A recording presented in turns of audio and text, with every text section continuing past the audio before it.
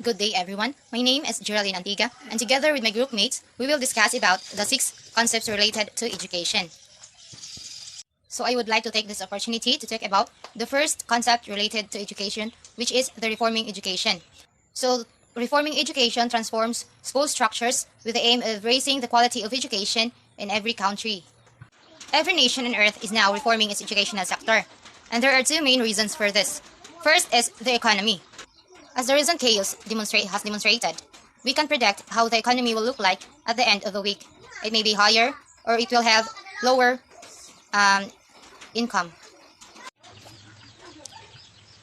Second is the culture. So every country on earth is attempting to determine how to educate children so that they will develop a sense of cultural identity and pass through our community's cultural genes. That would be all, and thank you.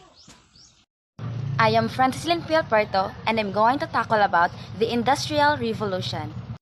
Way back in 17th century, there is no system of public education. You cannot go to school or enroll in a school if you don't have the money. Later on, in the revolutionary idea, public education was established and paid for taxation, compulsory to everybody, and free at the point of delivery. But many people opposed that idea. On the other hand, the assumptions of social structures capacity was driven by the economic imperative, wherein the intellectual model of mind is about deductive reasoning and the knowledge of the classes. There are two types of people, the academic and the non-academic. Academic are those smart people, and non-academic are those not smart people. So those are the Industrial Revolution of education.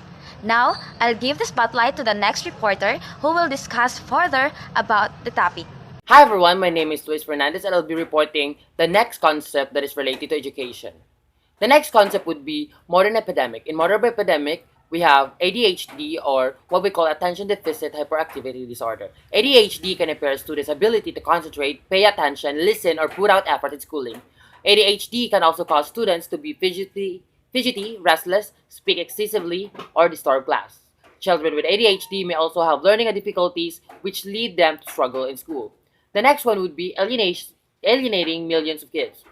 Um, the problem with school dropouts is often caused or results of alienation.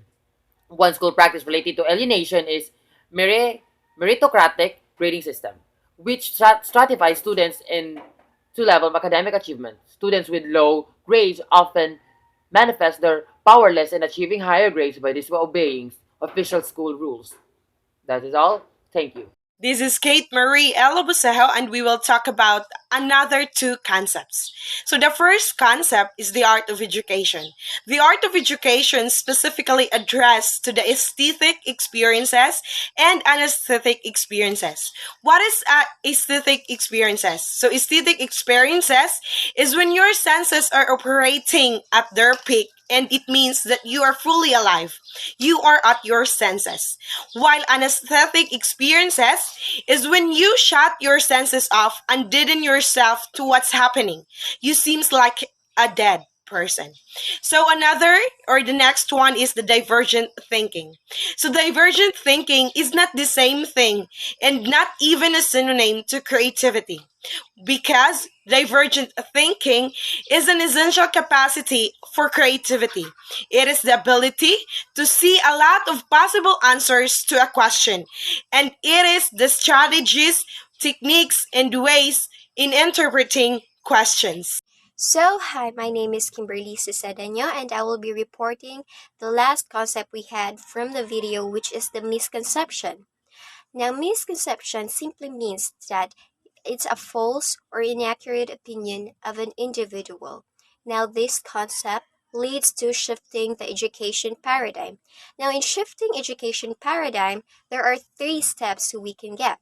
First is to destroy the myth where there is a division between the non-academic and academic subjects. Next is recognize that the most great learning comes from or takes place in a group collaboration rather than individualizing.